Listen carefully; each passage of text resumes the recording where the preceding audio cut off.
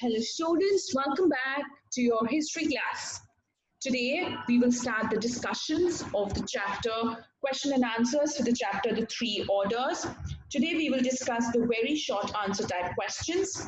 When these questions come in your examination, you have to answer them in not more than 30 words. These will be typing based questions in your examination. This will not be written this will not be the written ones. But you should know these matters very well and they have to be typed very neatly. In case you want to write a point form, make sure you do it with an arrow, with a bracket, so that the point is clearly visible. I know you do not have the privilege to bold your answers or underline points. I completely understand, but you can always use capitals and non-capital letters to highlight your points. Also, please write appropriate answers. Don't write vague answers. Be very specific because in 30 words, you have to get your point across. All right. So the questions are, okay, before we jump in, this was a nice flow chart that I got, which I think you all can draw in your notebooks as well. The three orders, the first order, the second order, the third order. First order was the priest or the clergy. It was the Catholic Church, and Europe was guided by the bishops and clerics. Pope lived in the Rome. Women could not become the priests. Monks could become, monks were the men, and the church and the society. This was the subpoint of the first order. Second order, we learned about the nobles who were the vassals of the king. They enjoyed a privileged status and they had absolute control over the property. They could raise troops and even coin their own money. Finally, the third order is the peasants. There were two types of peasants, the free peasants and the serfs. Serfs cultivated plots of land, but these lands, they belonged to the lord. So this is a very good summary of the chapter. Please make sure you draw this in your notebooks. Okay, question number one. What is feudalism? Now this answer has to be answered in 30 to 50 words. Some of you all just end up writing two lines which do not mean, which will not bring you the point. I was a little generous in your unit test 1 examination, which I shall not be in your periodic, in your terminal examination. Please study your chapters very well. Now what is feudalism? It is the new social and economic system that arose in the European countries in the Middle Ages, and it is generally known as feudalism or the feudal system. The word feud originally meant the fief or land given on the condition of services. Under this system, all the land and administration was entrusted to the feudal lords, and it were the feudal lords and not the kings who played a vital role in the administration of the country. All right, so this was feudalism. Next question. Describe two features of the early feudal society in France. So you can talk of any two features. Okay, so you can say it was a dominant social system in the French society in which the nobility held land from the crown in exchange for the military service, and vassals were tenants of the land and protected by the nobles, in return giving their lords homage, okay, labor and share of their produce. The feudal lords did not work on their land, and this work got done by the peasants. So feudal lords did not work on their lands. From the crown to the smallest feudal lords, all were dependent on the labor that was done by the peasants. So not a single feudal lord worked on his own land. Next question is, what is meant by Middle Ages?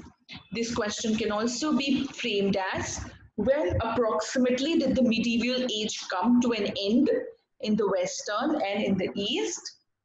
And explain why is it difficult to assign a definite date as to when a period in history begins or ends. All these lead us to the same question and the same answer.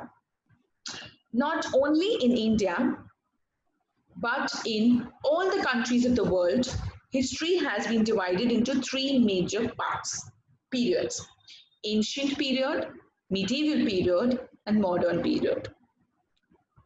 There is no doubt that none of these periods start and end at a definite date.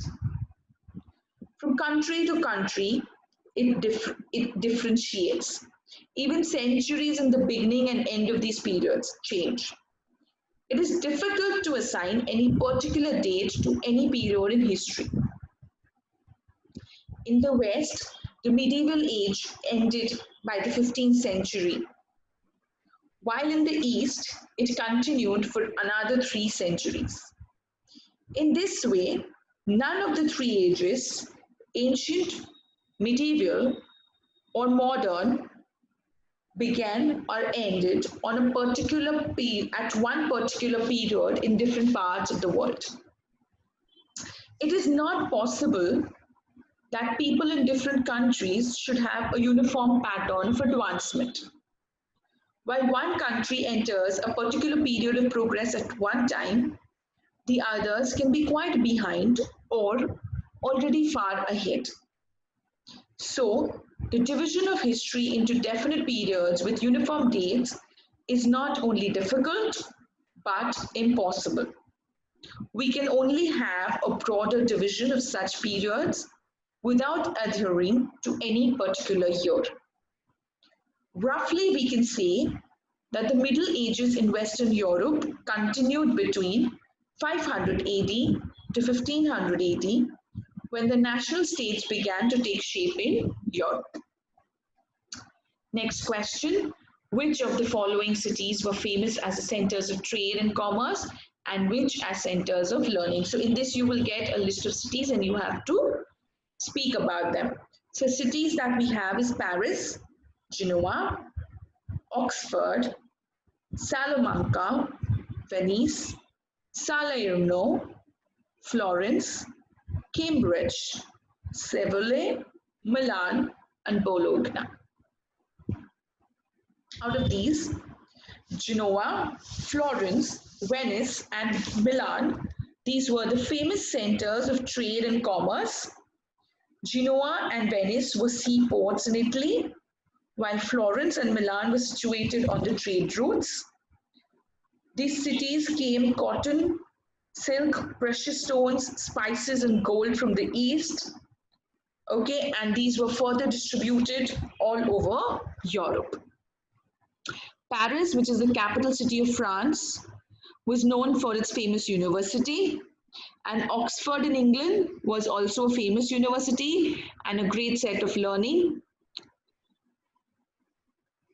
Salamanca was a Spanish city where Muslims had set up a university of their own. Salerno is an Italian city which had also a famous university. Cambridge is also a famous university and a seat of learning. So you can say that Seville, Salamanca, Paris, Oxford, Salerno, Cambridge, they were all centers of learning.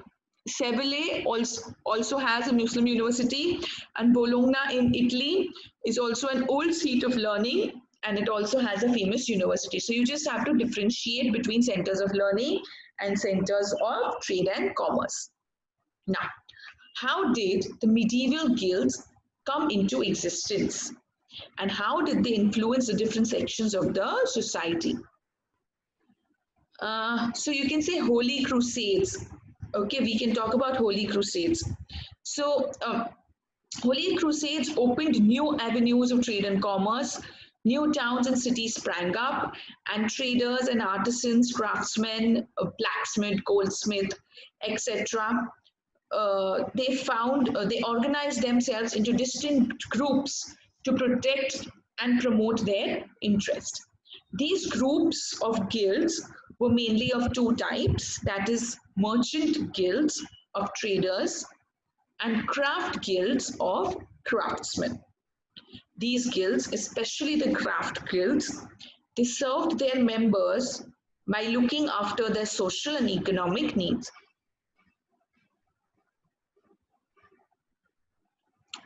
They also regulated prices and their hours of work. These guilds tried to introduce an element of monopoly in each profession by turning themselves into a closed group. So these guilds, they devised effective rules and regulations for all their members. Next, it's like union. Today we have a union. Those times it was called the guild.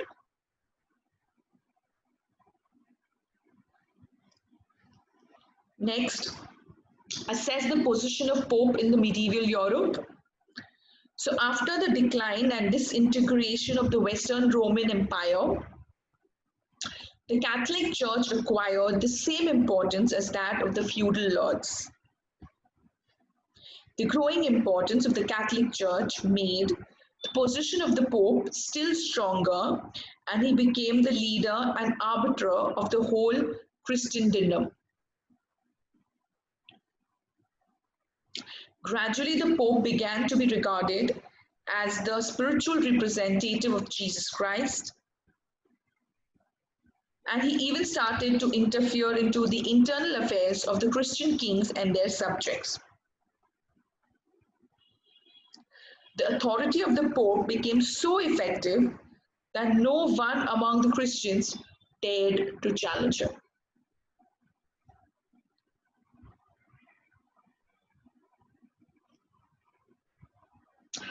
So identify Pope Urban II, that is, who was he, and mention some of his achievements.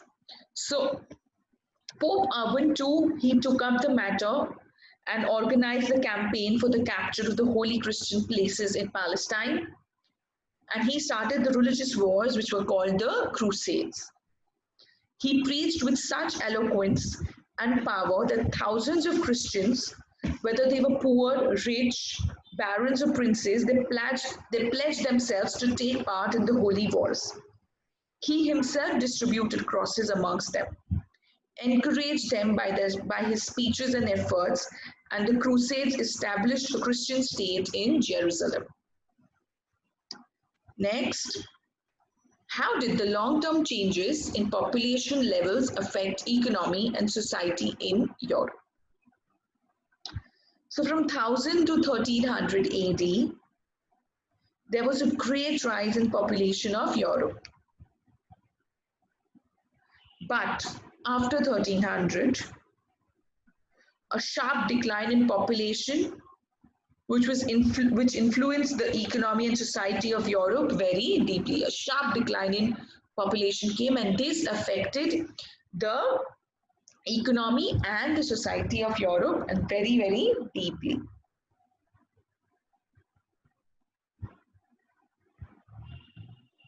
So when the population had taken a rapid stride because of the expansion of agriculture, changes in environment, advent of warm phase, and the new agricultural techniques, the population of Europe, which was 42 million, it rose to 73 million.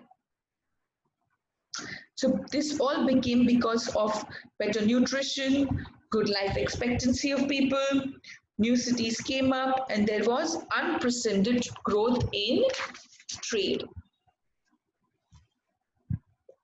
But after 1300 AD, an atmosphere of slowing down of population started. So this time the cold weather took place instead of the hot weather. Epidemics like plague and Black Death took a heavy toll in Europe. It created a chaos everywhere. Population, which had reached 73 million, fell to 45 million in 1400. The cities, they got deserted and the trade came to a halt. There was grief, misery, pain, and affliction everywhere due to the unprecedented deaths. So you speak about both the periods, even the period when they were very happy and also the period when it started to break apart.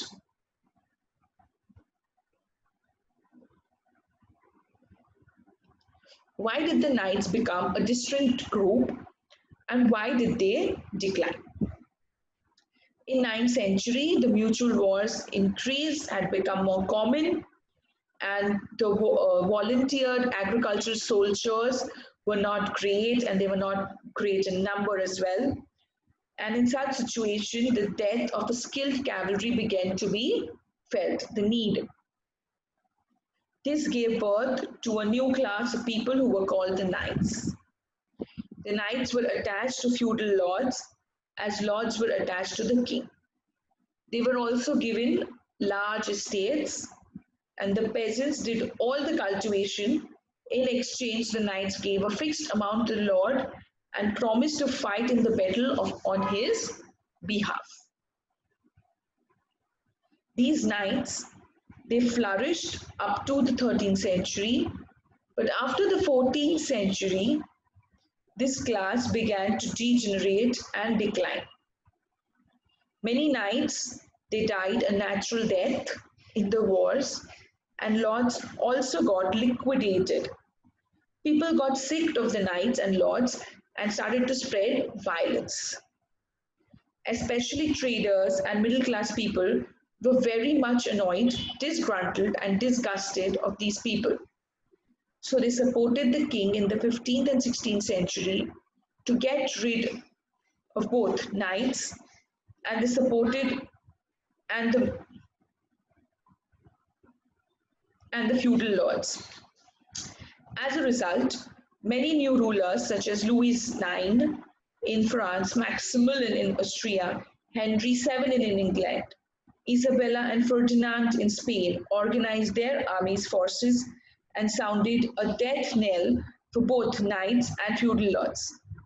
Thus, the darkness of the Middle Ages faded away and the sun of modern times began to shine brightly. Next question. What was the function of the medieval monasteries? Or describe the life of Christian monks in a monastery during the medieval period in Europe. Christianity, just like other Eastern religions, laid stress on a life of self-denial and self-control, which prompted many an ardent. Christians became ascetics. These ascetics, if men, were called monks, and if women, they were called nuns. The places where they lived were called monasteries, and the nunneries where these monks and nuns led simple lives of self-denial aesthetics. They had to take a vow to neither acquire any kind of worldly possession nor to get married. They were required to practice strict celibacy. They took a vow to obey the chief monasteries called abbots. Their only mission in life was to pray and preach and to spread moral teachings and education among the common people. They also served the needy and nursed the sick. So these were all the short answer questions of this chapter. Meet you next class where we will discuss the short answer type questions of 4 marks and 100 words. With this, I end today's class. Stay home, stay safe, take care, and keep learning. Thank you.